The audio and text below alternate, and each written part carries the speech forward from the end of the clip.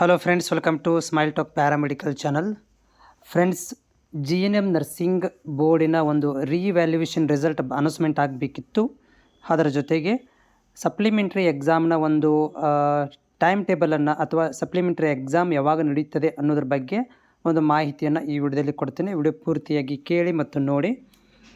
ಏನಾಗಿದೆ ಅಂದರೆ, ಇವತ್ತು ನಾವು ಬೋರ್ಡಿಗೆ ಕಾಲ್ ಮಾಡಿದ್ವಿ. ಸೊ ಕಾಲಿಗೆ ಮಾಡಿದಾಗ ಬೋರ್ಡಿನವರು ಮಾಹಿತಿ ಕೊಟ್ಟಿರೋದು ಅಂದರೆ 1 ರಿಸಲ್ಟ್ ಯಾವಾಗ ಬರುತ್ತೆ ಅಂತ ಕೇಳಿದಾಗ ಅವ್ರು ಹೇಳಿರೋದು 5ನೇ ತಾರೀಕು ತನಕ ಬರುತ್ತೆ ಅಂತ ಮಾಹಿತಿಯನ್ನು ಕೊಟ್ಟಿದ್ದಾರೆ.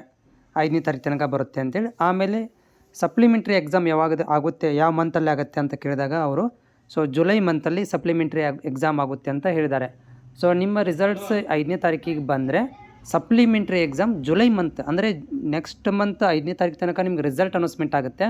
ರಿಸಲ್ಟ್ ಬಂದ ತಕ್ಷಣ 2-3 ದಿನದಲ್ಲಿ ಎಕ್ಸಾಮ್ ಫಾರ್ಮನ್ನು ಸಪ್ಲಿಮೆಂಟ್ರಿ ಎಕ್ಸಾಮ್ ಫಾರ್ಮನ್ನು ರಿಲೀಸ್ ಮಾಡ್ತಾರೆ.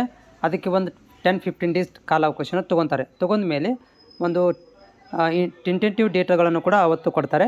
ಆಮೇಲೆ ಜುಲೈ ಮಂತ್ 2ನೇ ವಾರ ಅಥವಾ ಕೊನೆಯ ವಾರದಲ್ಲಿ ನಿಮಗೆ ಸಪ್ಲಿಮೆಂಟ್ರಿ ಎಕ್ಸಾಮನ್ನು ಕಂಡಕ್ಟ್ ಮಾಡ್ತಾರೆ.